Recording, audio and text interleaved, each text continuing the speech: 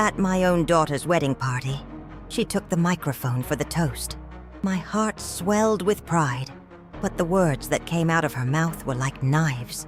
I want to especially thank my mother-in-law, who paid for this wonderful party. I consider her my true mother. The hall applauded, unaware of the cruelty in the air. I didn't make a scene. I just stood up silently and left. The humiliation of that night, however, came at a high price. The next day, the multi-million-dollar company I was going to leave her as an inheritance was sold, and the house I had promised to her and her husband remained and would remain in my name. The screen of my cell phone displayed the result of my decision: 43 missed calls. My name is Helena, and at 58 years old, I believed I had weathered every storm life could throw my way. From the ground up, I built a small business that became my pride and the sole support for my only daughter, Lucia. I worked tirelessly, sacrificing countless nights of sleep and any semblance of a personal life with a single purpose: to ensure she had every opportunity I never did. I always believed that love manifested in silent sacrifice, in making sure the bills were paid on time, in a hot meal on the table, not in empty declarations. Yet, my greatest vulnerability was always this visceral need to feel that my effort was, in some way, recognized by her, the only person whose opinion truly mattered. Deep down, all I ever wanted was to hear, "Thank you, Mom." The ballroom was stunning, exactly as Lucia had dreamed. White orchids, my favorites, cascaded from the centerpieces, and their sweet aroma hung in the air, mingling with the buzz of elegant guests. Every detail, from the polished silverware to the crystal goblets, had been financed by me, an investment that represented the pinnacle of my dedication. I wanted that day to be perfect, a tangible reflection of my unconditional love. From my seat at the head table, I watched her, radiant in her wedding gown. The fabric, which had cost the equivalent of 3 months of my business's profits, embraced her form perfectly. Beside her, the groom, a young man from an affluent, established family, seemed equally happy, and seated next to him was Beatrice, the groom's mother, the impeccable socialite who, over the past 6 months, had become the central figure in my daughter's life. Beatrice smiled for the photographers, accepting congratulations as if she were the hostess, the architect of that happiness. I felt like an extra in my own masterpiece. My heart beat with a mixture of pride and a gnawing sense of dread, a bitter premonition I tried to ignore. Throughout the ceremony, Lucia barely looked my way. Her eyes constantly sought Beatrice's approval, whose discreet gestures seemed to orchestrate every moment. When dinner was served, a respectful silence fell, broken only by the clinking of silverware. Then, Lucia stood, holding a champagne flute. Her eyes sparkled, and for an instant, a foolish hope blossomed in my chest. It was now. This was the moment she would thank me, when the world would finally know of our bond, our journey. She thanked the guests, her new husband, his parents. Then, her voice caught, and she turned to the table, but her gaze swept past me, fixing on Beatrice. "On this incredibly special day," Lucia began, her voice heavy with emotion, "I need to give a thank you that comes from the bottom of my heart. There are people who come into our lives and change everything, who show us what true values are, what it means to belong to something greater." She paused dramatically, and the silence in the ballroom grew heavy, almost palpable. "I want to thank the woman who taught me to be who I am today, who gave me the support, the wisdom, and the love that shaped my character." Tears streamed down her perfectly made-up face as she raised her glass towards Beatrice, who looked back with an expression of maternal triumph. Then, the words that would shatter my soul into 1,000 pieces were spoken, echoing through the ballroom and piercing my chest like shards of ice. "I want to thank my true mother." Time seemed to freeze. Lucia's words, My true mother hung in the air, suspended in a bubble of dense, uncomfortable silence. The sharp clang of a fork hitting a plate somewhere in the distance was the only thing that broke the spell, a noise that seemed amplified 1,000-fold. I felt the heat rush up my neck and flood my face, a tide of shame slowly drowning me. Hundreds of pairs of eyes, previously focused on the radiant bride, now turned to me. I was the unwanted spectacle, the dissonant note in the night's perfect symphony. I saw pity on some faces, embarrassment on others, and on a few, a morbid curiosity, as if they expected me to collapse, to make a scene to complete the drama. But the pain I felt was so deep and so cold that it paralyzed any reaction. It was a hollow in my chest, an empty space where, moments before, an unwavering mother's love had resided. I looked at Lucia. She didn't notice, or didn't want to notice, the cataclysm her words had unleashed in me. She continued smiling, her eyes fixed on Beatrice, who accepted the homage with rehearsed modesty, her head slightly tilted, a subtle, victorious smile on her lips. In that instant, I saw everything with terrifying clarity. This wasn't a slip of the tongue, an unfortunate error from an emotional daughter. It was a declaration, a choice. Lucia was, before everyone who mattered to her, renouncing our history, our struggle, the woman who raised her. She was erasing me from her life to better fit into the gilded frame of her new family. The speech continued, each word a new shovel of dirt on my emotional coffin. She praised Beatrice for teaching her values I had never learned before, for opening doors to a better future. What values? The value of despising one's own roots. What future? One built on the annihilation of the past. Memories flashed painfully. Sleepless nights by her bedside when she was sick. The joy on her face when she got her first bicycle. The pride I felt at her graduation. Sacrifices I made with joy, believing I was building a foundation of love and gratitude. But for her, that foundation was ugly. It was poor. It was something to be swept under the Persian rug of her new life. A strange strength began to grow within me, born from that cold emptiness. It wasn't anger. Not yet. It was a cold dignity. The dignity of someone who had lost everything and, therefore, had nothing left to fear. My role there was over. I wasn't the mother of the bride. I was, as she herself had said, a stranger, a provider of resources whose services were no longer needed. Slowly, with a control I didn't know I possessed, I pushed my chair back from the table. The soft scrape it made on the polished floor seemed like thunder in the silence that had formed around me. All eyes intensified. I stood. I smoothed the expensive dress I had bought to avoid embarrassing her, to look appropriate. I kept my head held high, my gaze fixed on the large wooden doors at the back of the ballroom. I didn't cry. I didn't scream. I didn't offer them the spectacle of my pain.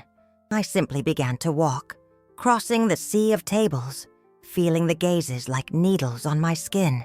Each step was a goodbye. Goodbye to foolish hopes. Goodbye to unseen sacrifices. Goodbye to the daughter I thought I had raised. I walked in absolute silence, carrying with me 25 years of dedication that had been publicly thrown away. As I reached the door, I didn't look back. I knew that if I did, the dam of tears would break. I turned the heavy golden doorknob, feeling the cold metal against my hand. The night air hit my face, a cold gust that was a welcome relief from the suffocating heat of humiliation. I was outside, and the party music resumed inside, muffled, distant. The celebration continued, but the mother of the bride was no longer there. Inside the car, the silence was a physical pressure in my ears. I turned the key in the ignition, and the engine rumbled, a solitary sound in the night that violently contrasted with the lively music still escaping from the ballroom doors. For a moment, I sat there, my hands trembling on the leather steering wheel, unsure where to go. My home, the house I had decorated with such care, suddenly felt alien. An empty stage where my daughter's absence would be felt in every room. I drove aimlessly through the city streets, an automaton guided by a pain that had no name yet. Streetlights blurred past, hot tears finally escaping my eyes and sliding down my face. They weren't tears of sadness, but of a cold fury, of a disappointment so profound it felt like my blood had frozen. The dignity that had held me up on my exit from the ballroom began to crumble, giving way to the raw reality of betrayal. 25 years. 25 years of exclusive dedication, of sacrifices no one ever knew about. I remembered the time I sold the only gold ring I inherited from my mother to pay for a study abroad program for Lucia, telling her I'd lost it so she wouldn't feel guilty.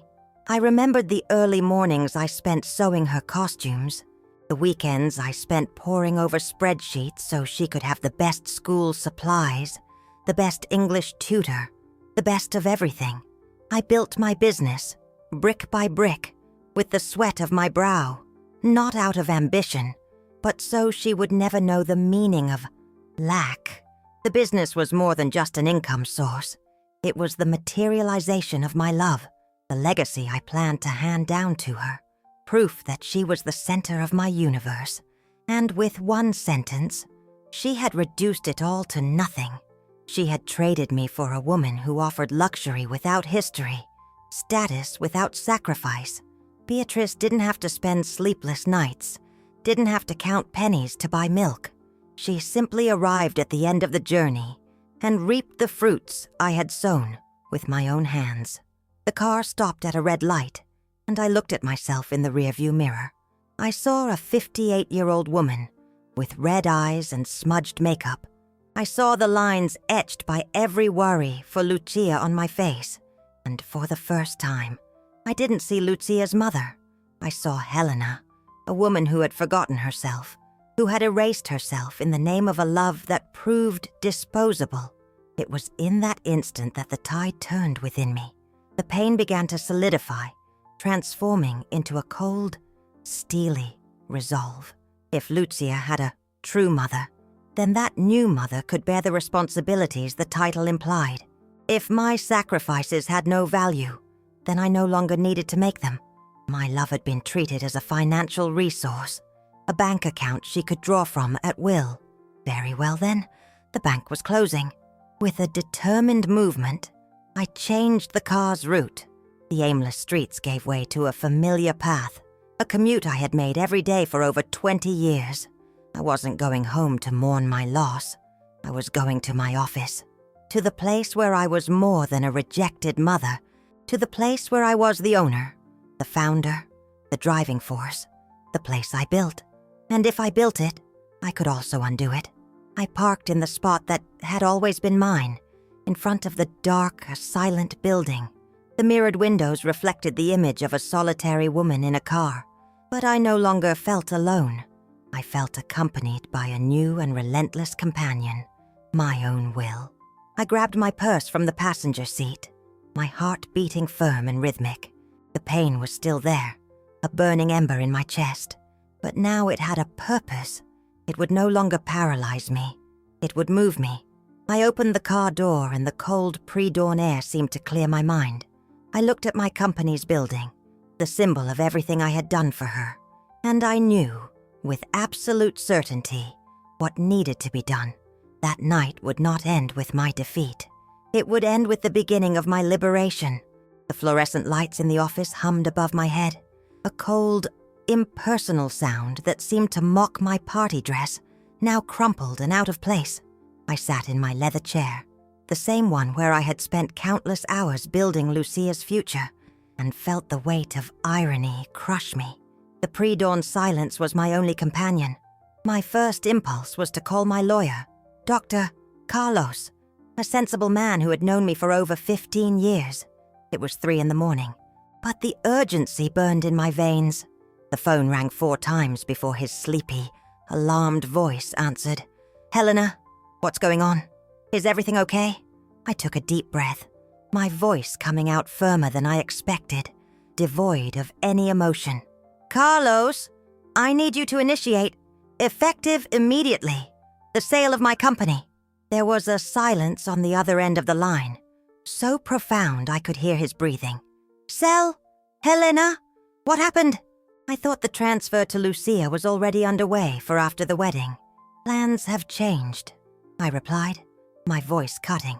"I want the sale to be a priority. Offer it to our main competitor. They've made an offer in the past, and cancel any document that transfers any power or property to my daughter." Each word was a brick I removed from the castle I had built for her. It hurt, a physical, acute pain, but with each brick removed, I felt the air enter my lungs more easily. After ensuring he would act first thing in the morning, I hung up and dialed the number of my real estate agent. The house I had bought with so much sacrifice, the surprise wedding gift I had planned to announce during the reception. It was the materialization of all my dreams for her. A safe, spacious place with a yard where my future grandchildren could play.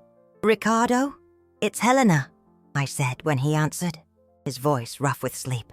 "I need you to put the house I bought in the garden's gated community up for sale today." "Helena, good morning or good night," he stammered, confused. "But the deed, the final details for the transfer." "There will be no transfer," I interrupted. "I want a quick sale. Price it competitively, below market if necessary. I just need it sold." I hung up before he could ask more questions. Finally, I called my accountant, instructing him to reverse all financial investments that were in a joint account with Lucia, transferring the amounts to a new account in my name alone. I was methodically cutting every tie, every bridge, every safety net I had spent my entire life weaving for her. As dawn broke, the first rays of sunlight streamed through my office window, illuminating dust particles in the air. I hadn't slept, but I felt no fatigue. I felt a strange emptiness, an eerie lightness. I had undone a lifetime's work in a few hours. My cell phone vibrated on the desk, and Carlos's name gleamed on the screen. "Helena, I'm sorry to call so early, but I started checking the documents, and there's something you need to know." His voice was now fully awake and charged with worrying urgency. "What?" I asked, my heart skipping a beat. While reviewing the security protocols and recent inquiries into the company's data, I noticed something strange. Over the past 3 months, there have been several discreet inquiries into the company's financial health and net worth. I stayed silent, trying to understand. "Inquiries? From whom?" Carlos hesitated for a second before dropping the bomb. "They were made by a high-powered law firm, one specializing in wealth management for affluent families. The firm representing the groom's family. Helena, Beatrice was investigating you." Carlos's revelation fell on me like a bucket of cold water, extinguishing the last ember of hope that stubbornly flickered in my chest. Beatrice wasn't just a vain socialite seeking the affection of a surrogate daughter. She was a strategist, a predator with a charming smile and calculating eyes. Lucia's public rejection, already excruciating, now mingled with a new feeling, more bitter and repugnant. The sensation of having been deceived, scrutinized, and appraised as a prize to be won. My company wasn't just a legacy of love for my daughter. In Beatrice's eyes, it was a financial asset to be incorporated into their family's portfolio. They were investigating me. My voice came out as a whisper, weak and incredulous. "Yes, Helena," Carlos confirmed, his professional tone barely disguising his indignation. "They were very discreet, but they left traces.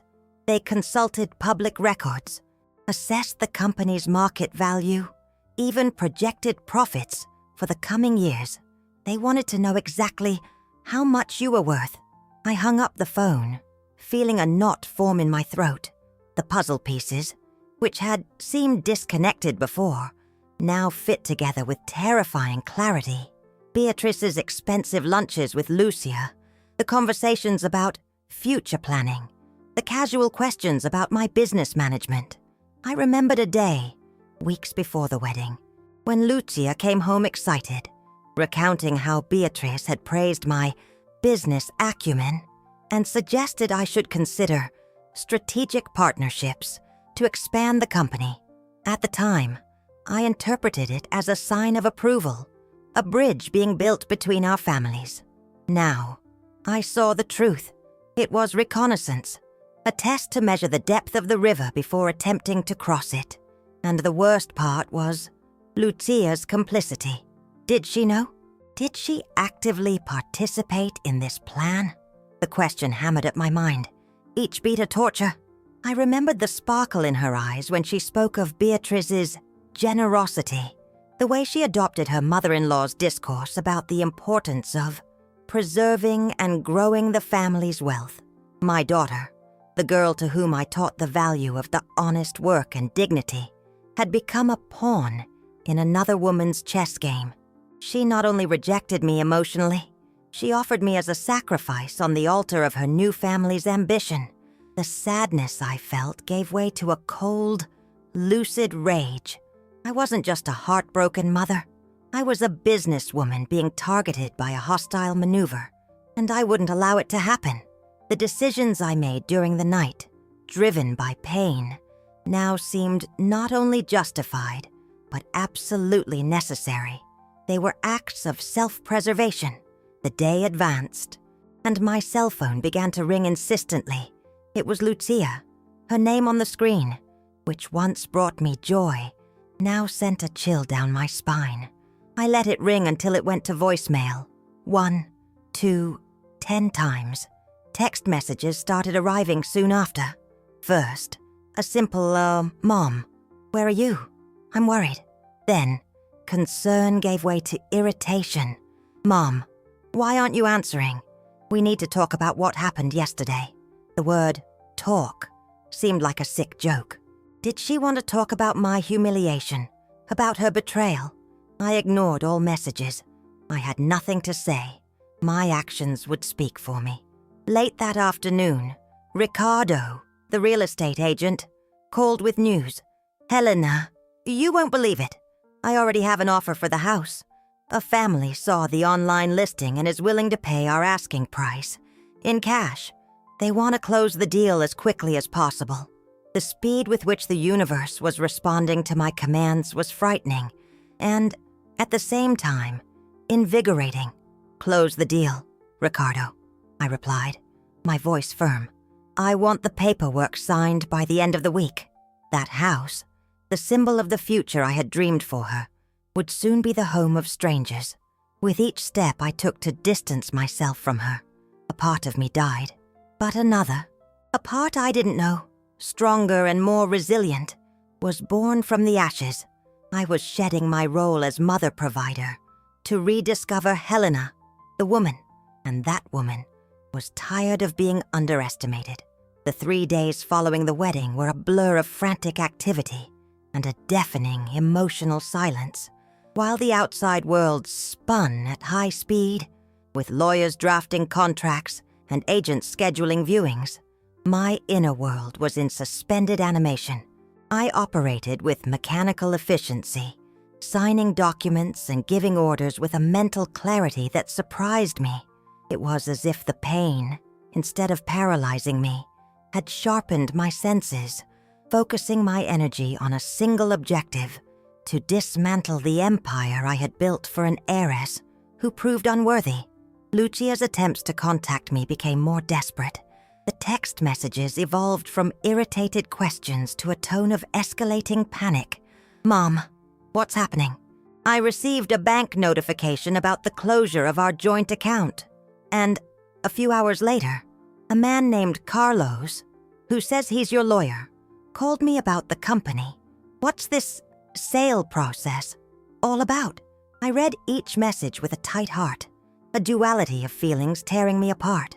There was a part of me, the mother, who suffered imagining her confused and scared. But the other part, the betrayed woman, felt a bitter satisfaction. She was beginning to feel the consequences. She was discovering that words have weight and choices have a price. The masterstroke, however, came on the morning of the fourth day. I was in my office, boxing up some personal belongings, when the receptionist called me on the intercom, her voice hesitant. "Ms. Helena, your daughter, Lucia, is here. She wants to come up. Says it's urgent." My stomach clenched. I wasn't ready to face her. "Not yet. Tell her I'm in a meeting and cannot be interrupted," I replied, my voice more trembling than I would have liked. "And please, don't let her up."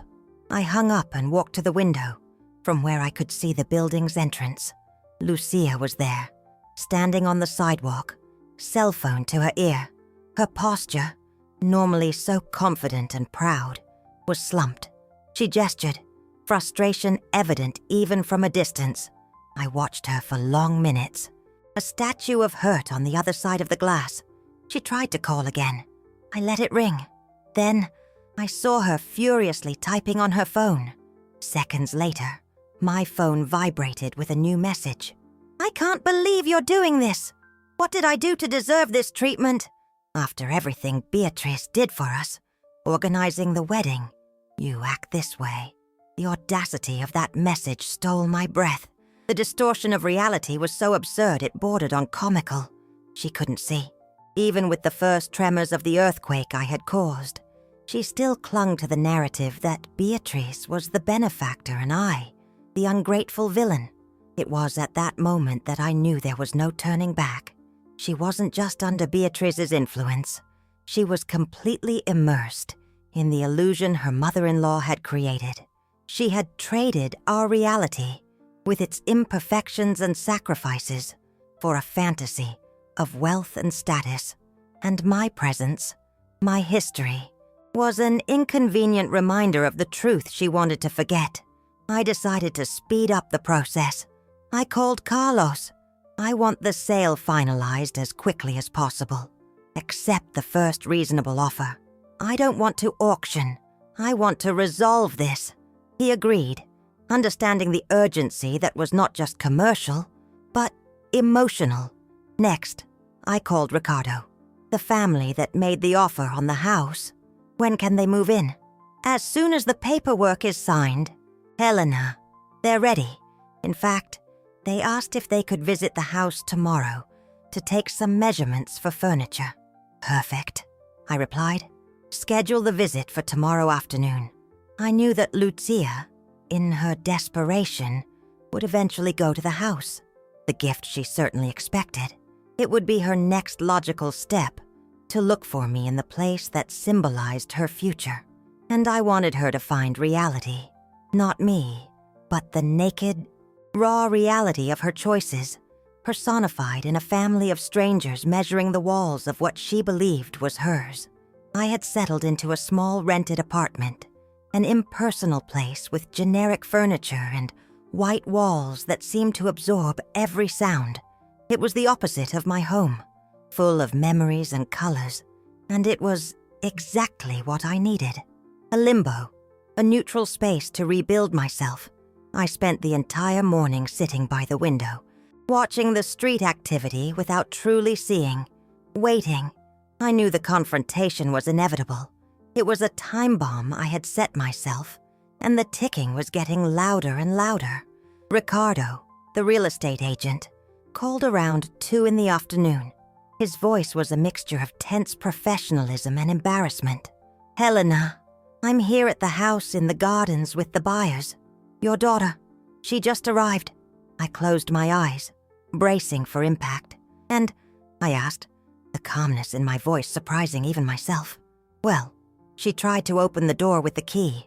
You, I imagine, gave her. Obviously it didn't work, because we changed the locks. She's quite upset." He chose the word carefully. "She's demanding to know what these strangers are doing in her house." In the background, I could hear a loud, hysterical voice, unmistakably Lucia's. "I want to speak to my mother. Where is she?" "This is a mistake." "Ricardo," I said, my voice firm as a rock. "Tell her the house has been sold, legally, and that she needs to vacate the property. There was a pause, and then Ricardo's voice returned, closer and lower. Helena, she won't leave. She's crying, saying it's your wedding gift. The people who bought the house are very embarrassed. Maybe it would be better if you... Before he could finish, I heard a noise, and Lucia's voice exploded on the phone. So loud I had to pull the receiver away from my ear. Mom, what did you do? What kind of joke is this? There's an entire family here, measuring the walls. Where are you? I took a deep breath, the cold air filling my lungs. It's no joke, Lucia. The house has been sold. Sold? What do you mean, sold? It was my house, my gift. Her voice was a wail of pure disbelief, the voice of a child whose most expensive toy had been taken away. You said you had a new mother, Lucia, I replied, each word cold and heavy. I imagined she would give you a house. The silence on the other end was cut by a desperate sob. And then she said something that changed everything, something that made the ground disappear beneath my feet. But Beatrice told me you were in agreement with everything. She told me you had signed some papers, passing the management of your assets to her, so she could organize our future without burdening you. She said it was for my own good. My brain stopped. What papers? What management? I never signed anything for Beatrice. Before I could formulate a question, the other line on my cell phone started ringing. It was Carlos, my lawyer. I answered the call on hold, my heart hammering against my ribs. Helena, I need you to come to my office now. We found something very serious. His voice was grave, urgent. While we were expediting the company sale, the buyer's legal department found an inconsistency. There was a power of attorney registered with the county clerk's office, dated 2 months ago. A power of attorney that gave Beatrice full powers to negotiate and manage all your assets, including the company and your accounts. A buzz filled my ears. The world tilted dangerously. Carlos, that's impossible, I whispered, my voice failing. I never signed a power of attorney for that woman. He paused, and his next sentence was the judgment that transformed my personal tragedy into a legal nightmare. I know, Helena, we've already confirmed with the clerk's office. The signature on the power of attorney. It's a very well-executed forgery. Carlos's office seemed a sanctuary of sobriety amidst the chaos my life had become. The walls lined with legal tomes, the smell of old paper and polished wood. Everything felt solid and immutable, a stark contrast to the quicksand opening beneath my feet. I held the document with trembling hands. The very power of attorney in question. There it was, my name, my address, my details, all perfectly typed. And at the bottom of the page, a signature that was almost identical to mine. A skillful imitation, made by someone who certainly had access to several documents I had signed. How is this possible? I repeated for the 10th time, the question more a lament than a demand for information. Beatrice planned this meticulously. Helena, Carlos said, pointing to the document's clauses. She used a county clerk's office in another county, likely counting on the verification process being less stringent. With this paper, she would have had the power to do exactly what she told Lucia. Organize your future. Except the future would involve transferring your assets to accounts or companies controlled by her. The sale of your company to a third party is what stopped her. When our sale process, which is legal and legitimate, entered the system, it raised a red flag for the buyer's attorneys, who cross-referenced the data and found this fraudulent power of attorney. A shiver ran down my spine. Beatrice wasn't just an emotional manipulator. She was a criminal. She didn't just want my place in my daughter's heart. She wanted my assets, the fruit of a lifetime of work. The humiliation at the wedding wasn't just an act of spontaneous cruelty. It was the climax of a well-architected plan to isolate me, demoralize me, and then rob me.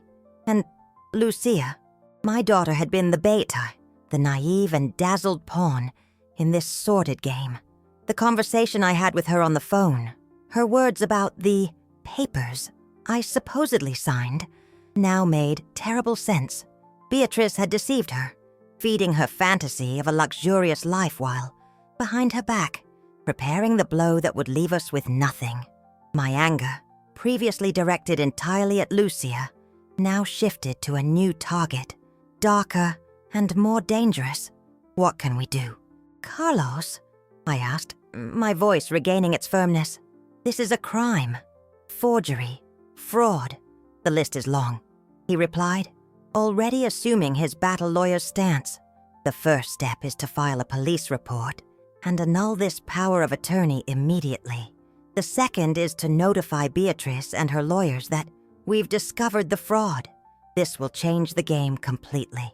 As he spoke, my cell phone wouldn't stop vibrating. Messages from Lucia, one after another. A flood of panic and confusion. Mom, talk to me. I don't understand anything. Beatrice swore she was helping you.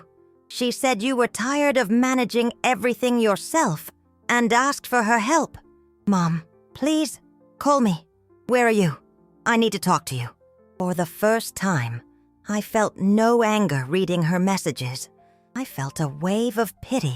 Pity for the foolish girl who allowed herself to be seduced by empty promises, who traded genuine love, however imperfect, for a false gleam.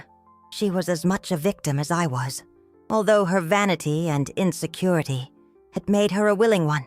As I left Carlos's office, with copies of the documents in my bag and my mind racing, I made a decision.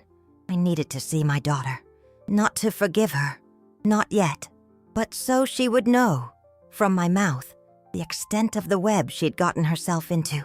I drove to the address of the apartment she and her fiancé had temporarily rented, a chic place that, I now understood, was financed by the expectation of my money.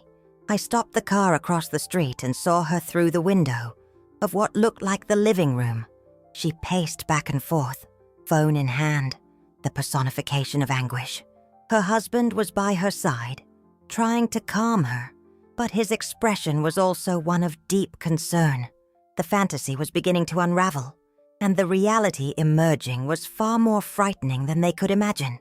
His family, who had funded the lavish wedding, would soon know that the bride's rich inheritance was a mirage. The pressure on Lucia wouldn't just come from me, it would come from all sides.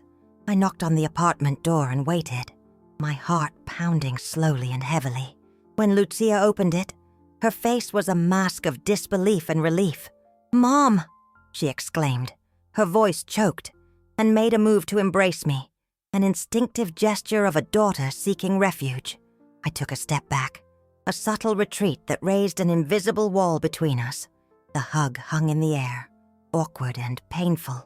Her arms fell to her sides, and the hope in her eyes was replaced by the understanding that nothing would ever be the same. "Can we talk?" I asked, my voice neutral, devoid of accusation or comfort. She nodded, stepping aside for me to enter.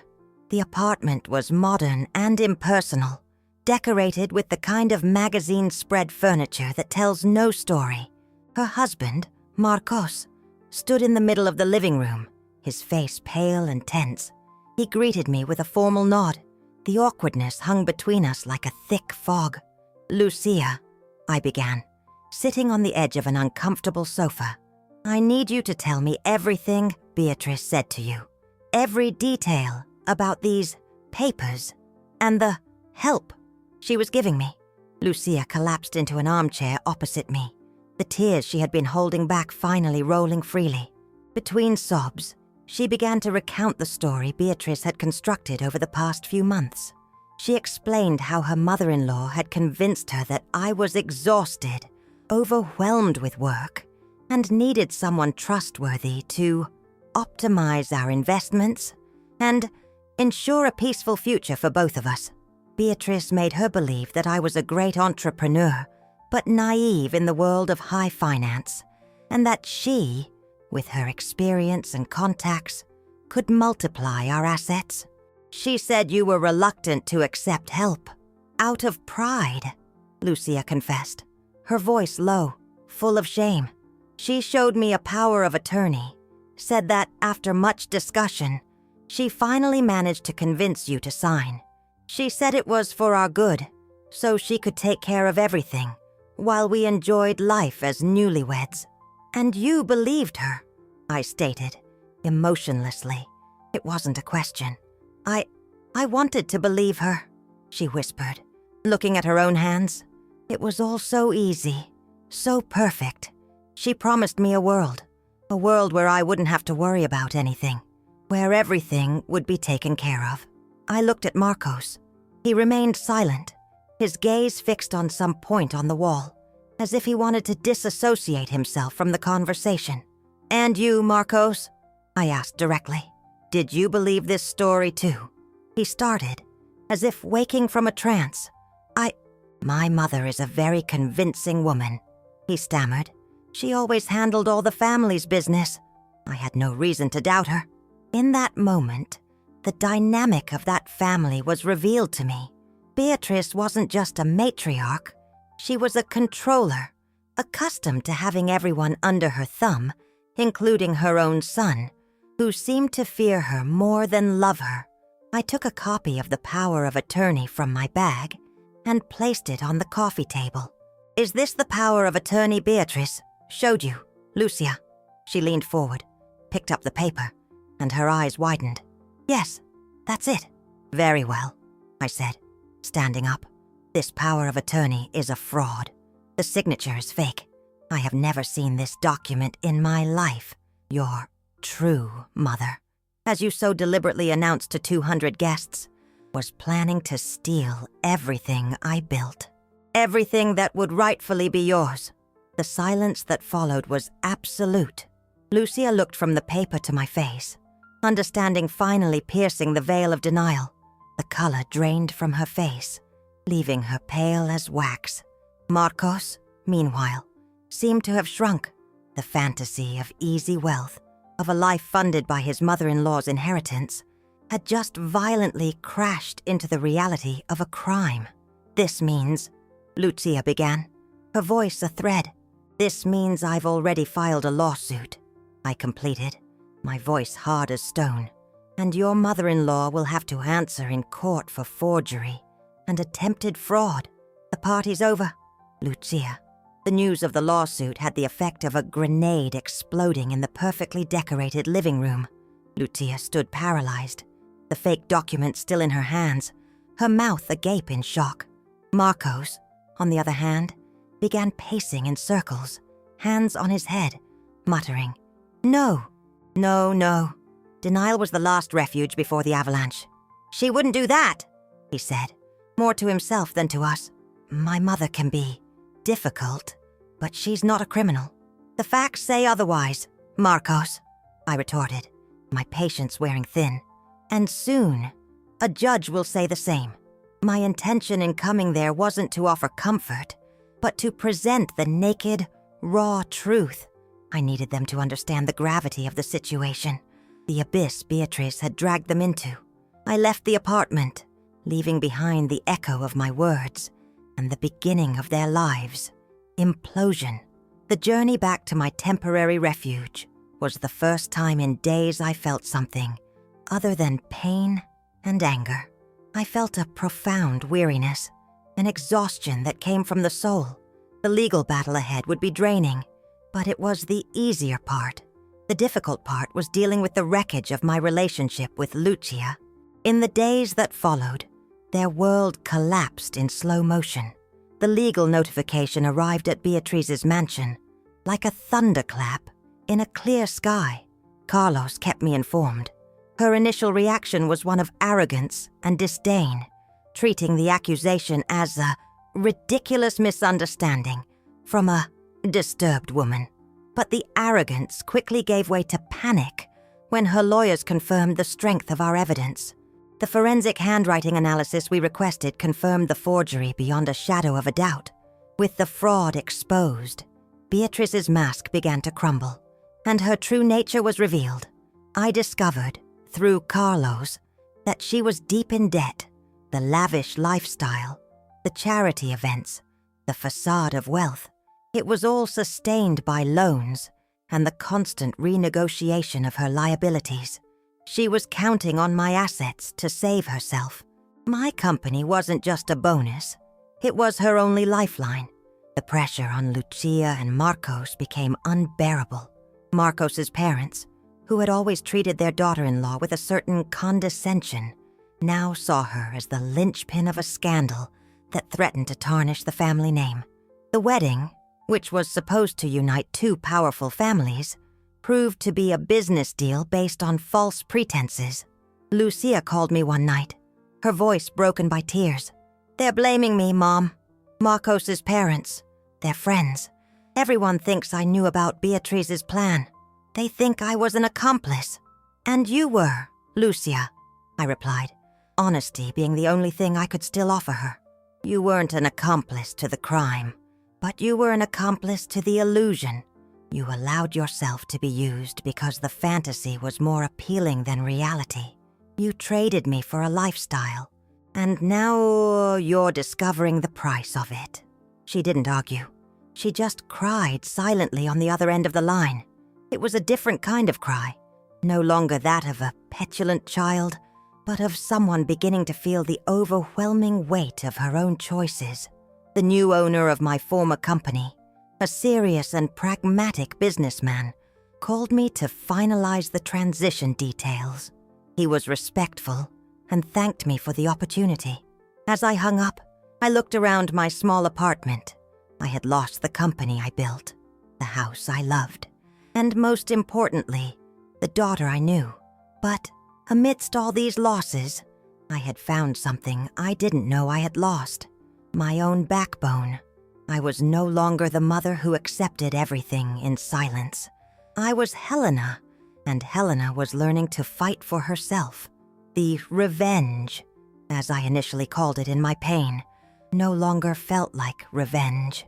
It felt more like an act of survival, a desperate move not to drown.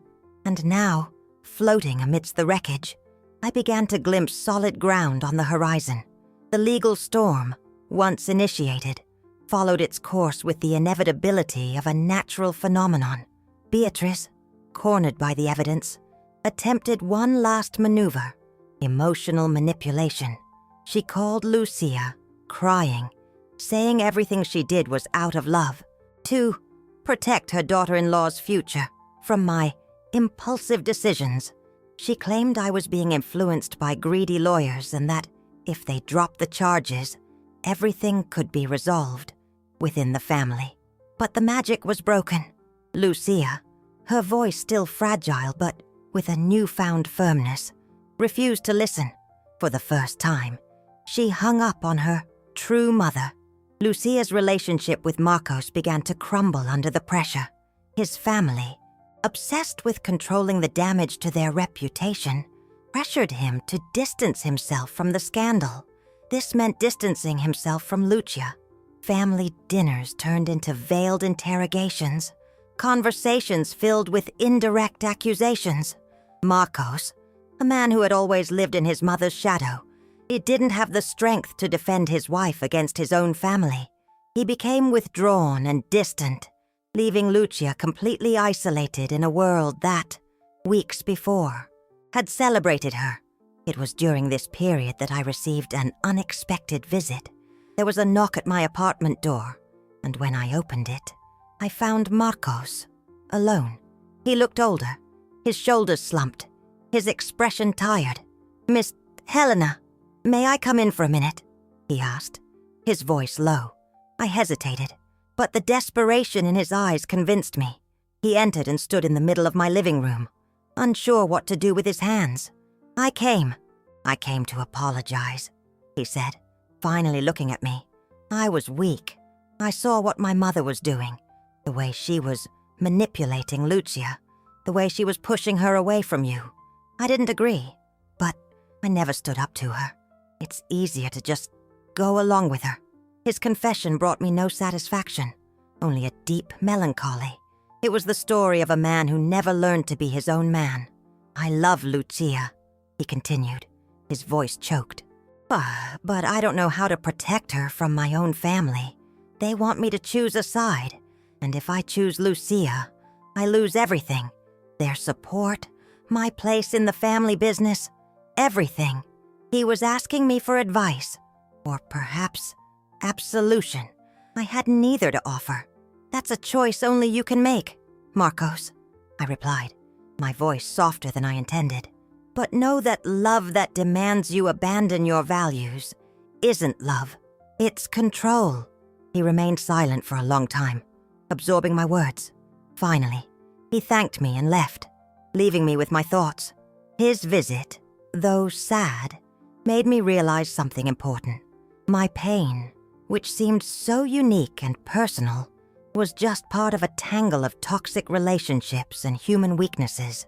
Beatriz, in her greed, hadn't just destroyed my relationship with my daughter. She had exposed the cracks in her own family, forcing her son into a confrontation with his own cowardice. A few days later, Lucia appeared at my door. She was no longer crying. She was thin, with deep circles under her eyes. But there was a new light in her gaze, the light of determination. She carried a small suitcase. Marcos and I are separating, she announced. Without preamble, he made his choice, and I made mine. I can no longer live in that lie. She paused, taking a deep breath. Mom, I know I have no right to ask you for anything, but I have nowhere to go. Can I stay here for a few days until I find a place? I looked at my daughter. The girl, dazzled by luxury, had disappeared. In her place was a woman, scared, but who, for the first time, was standing on her own 2 feet, without anyone's support. The mother within me, the one I thought had died that night of the wedding, let out a sigh. Come in, Lucia, I said, opening the door. We'll set up the sofa bed. Life in the small apartment was strange and quiet. We moved around each other with delicate caution, like 2 dancers relearning an old, painful choreography. There were no hugs, no long talks about the past. There was only the shared routine, silent breakfasts, newspapers read with focused eyes, household chores divided without words. Lucia spent her days looking for a job, anything that would give her a minimum of independence. She faced the harsh reality of someone who had never needed a resume, whose future had always been guaranteed. The rejections were many, and with each no she received, I saw a layer of her old privilege being peeled away, exposing the real person underneath. One evening, I found her in the kitchen, examining her own hands, which were red and rough from cleaning products. I'd never washed a dish in my life, she whispered, without looking at me. I thought things just cleaned themselves. I didn't reply. I just continued drying the dishes beside her. Her lessons were hers to learn, and I wouldn't interfere. The moment of greatest tension approached. Carlos informed me that, given the irrefutable evidence, Beatrice's lawyers were proposing a settlement to avoid a public trial, which would be devastating for her family's reputation. They wanted a meeting. Beatrice would be present. Carlos advised me to go, saying it would be the quickest way to close the legal chapter. But the final decision was mine. The idea of being in the same room with that woman again made me nauseous, but I knew I needed to face her, not for revenge, but for myself, to close the loop. When I told Lucia about the meeting, she turned pale. I want to go with you, she said, her voice firm. No, Lucia, this is between me and her, I replied, protectively. Mom, please, she insisted, and for the first time, she looked me directly in the eyes, without fear or shame. I need to do this. I need her to see me by your side.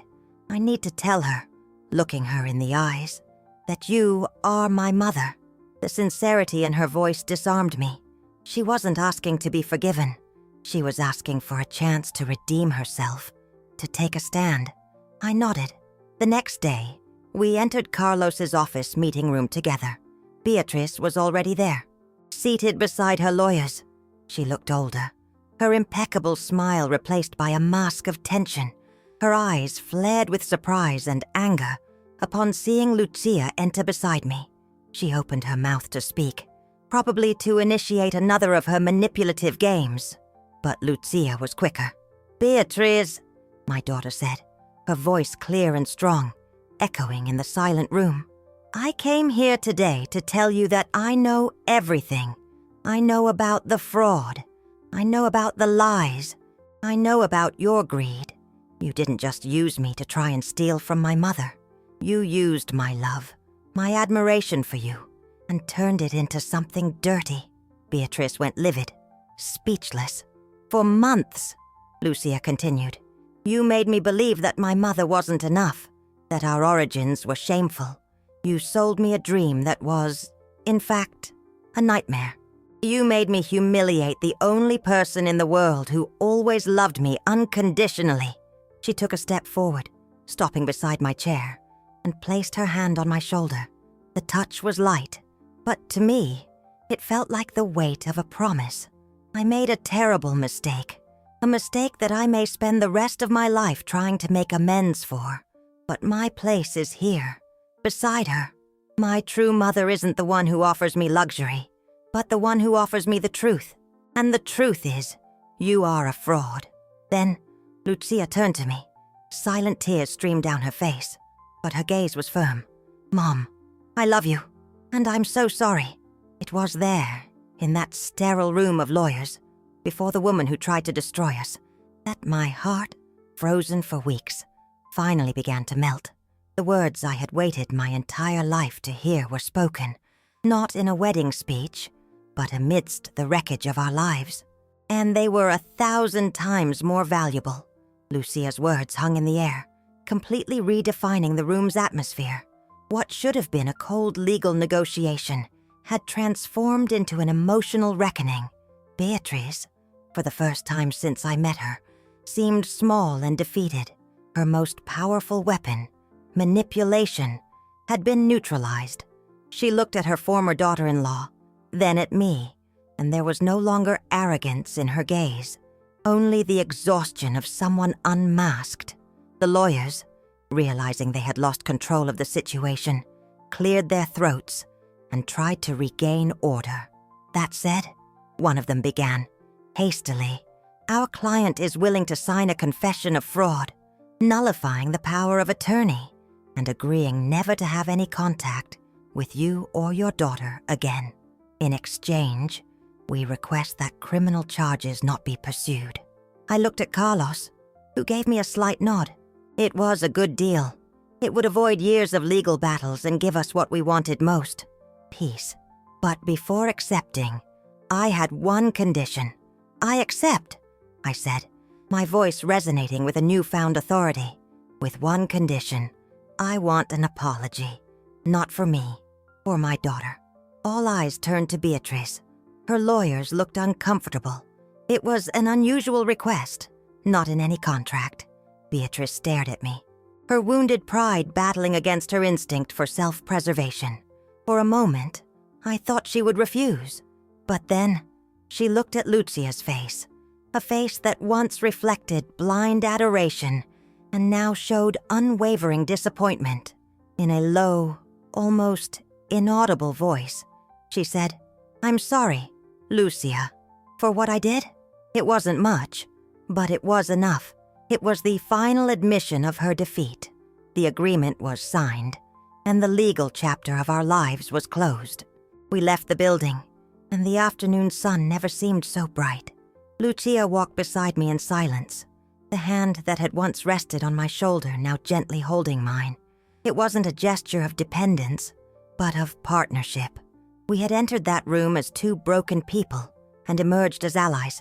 In the months that followed, we began to rebuild our lives from scratch.